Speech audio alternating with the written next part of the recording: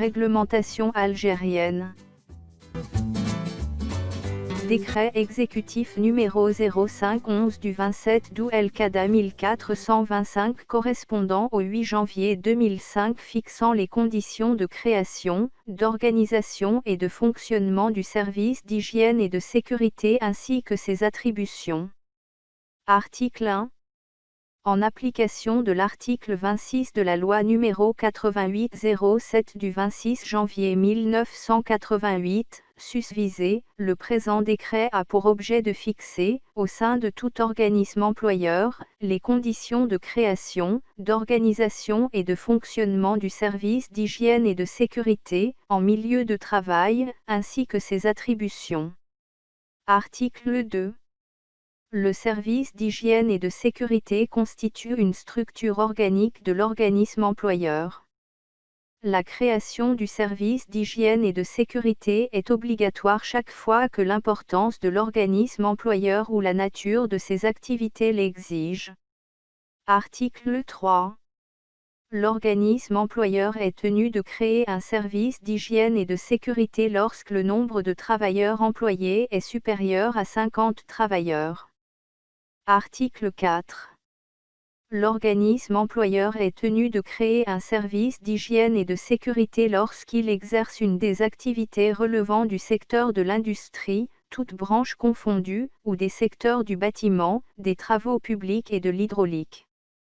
L'organisme employeur peut solliciter les avis des organismes compétents en la matière pour la création du service hygiène et sécurité cité ci-dessus. Article 5. Le service d'hygiène et de sécurité est rattaché au chef de l'entreprise ou de l'unité. Article 6. L'employeur veille à ce que le service d'hygiène et de sécurité soit placé sous la responsabilité et le contrôle d'un personnel ayant les qualifications et l'expérience requises en matière d'hygiène et de sécurité. Article 7. L'organisme employeur doit mettre à la disposition du service d'hygiène et de sécurité les moyens humains et matériels nécessaires à son fonctionnement. Article 8. Le service d'hygiène et de sécurité est chargé de mettre en œuvre les mesures de prévention arrêtées par la Commission paritaire d'hygiène et de sécurité conformément aux lois et règlements en vigueur. Article 9.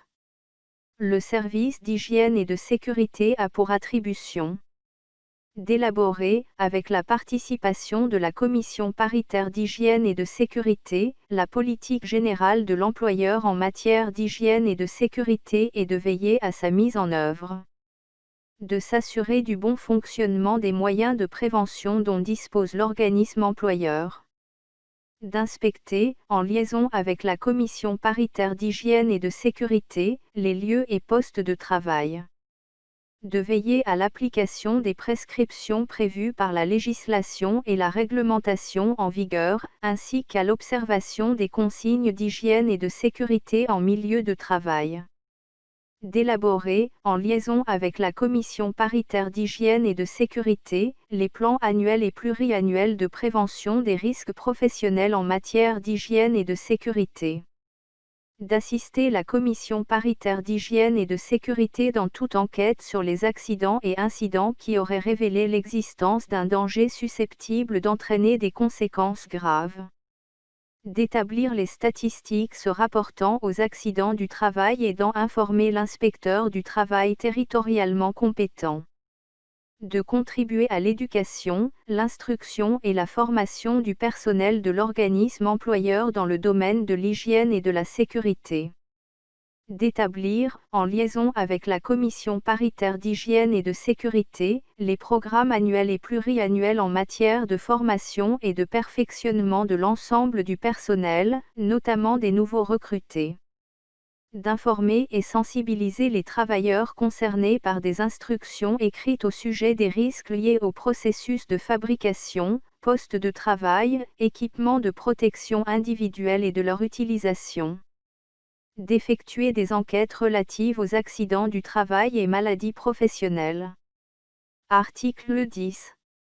En matière de lutte anti-incendie et avec le concours des institutions spécialisées concernées, le service d'hygiène et de sécurité est chargé de veiller à l'application de la réglementation relative à l'organisation de l'instruction et le perfectionnement des équipes d'intervention, de sauvetage et de secourisme. D'établir un plan d'intervention conformément à la réglementation en vigueur. De veiller au contrôle du matériel de lutte anti-incendie et d'intervention. Article 11. En matière d'amélioration des conditions et d'organisation du travail, le service d'hygiène et de sécurité est chargé avec le concours des organismes spécialisés, particulièrement d'hygiène industrielle et d'environnement en milieu de travail, d'initier toute étude et recherche visant à prévenir, réduire ou éliminer les risques professionnels par l'introduction de nouvelles normes de travail, de réaménagement de postes de travail, d'extension ou de modernisation des locaux, d'acquisition d'appareils, outillage ou équipements, de transformation des procédés et modes opératoires et de l'utilisation de tout nouveau produit. Article 12. En matière de prévention et de sécurité industrielle, le service d'hygiène industrielle et de sécurité développe toute activité de nature à améliorer les conditions de sécurité au travail en faisant appel en cas de besoin aux organismes spécialisés de prévention, en coordination avec les services concernés de l'organisme employeur. Article 13.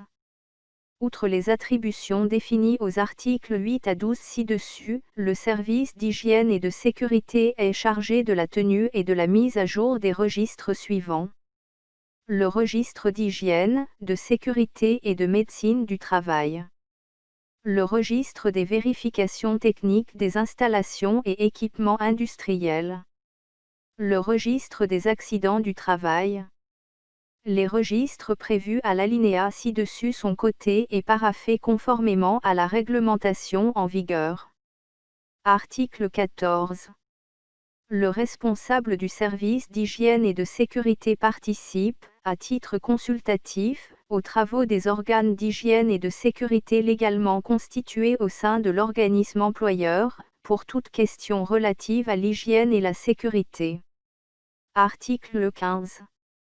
Le service d'hygiène et de sécurité collabore avec le service de médecine du travail pour toute activité commune de prévention et nécessitant l'action complémentaire pour la réalisation des objectifs arrêtés. À cet effet, l'organisme employeur est tenu de prendre toute mesure jugée nécessaire en vue de concrétiser la complémentarité, et ce, conformément aux dispositions prévues par le présent décret et par celles prévues par le décret exécutif numéro 93-120, du 15 mai 1993, susvisé. Article 16. Dans tous les cas, l'inspecteur du travail territorialement compétent contrôle le respect des dispositions prévues par le présent décret, après visite des lieux de travail et identification des risques encourus par les travailleurs, conformément à la législation et à la réglementation en vigueur. Article 17. En vue de l'application des dispositions législatives et réglementaires relatives à l'hygiène et à la sécurité, le service d'hygiène et de sécurité prête son concours à l'inspecteur du travail ou à tout autre agent de contrôle compétent en la matière. Article 18. Le service d'hygiène et de sécurité est tenu d'établir un rapport annuel faisant le bilan de l'activité d'hygiène et de sécurité, ainsi que les propositions tendant à l'amélioration de l'organisation et du fonctionnement de ces activités. Le rapport soumis à la commission paritaire d'hygiène et de sécurité est transmis par l'organisme employeur à la direction de la santé et de la population et à l'inspection du travail territorialement compétente. Le rapport type relatif au bilan général de l'hygiène et de la sécurité au sein de l'organisme employeur est fixé par arrêté du ministre chargé du travail. Article 19.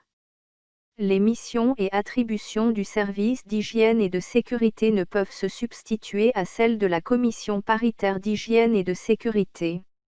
Article 20. Des textes ultérieurs préciseront, en tant que de besoin, les modalités d'application des dispositions du présent décret. Article 21. Les dispositions particulières applicables aux organismes employeurs relevant du ministère de la Défense nationale sont fixées, le cas échéant, par arrêté du ministre de la Défense nationale.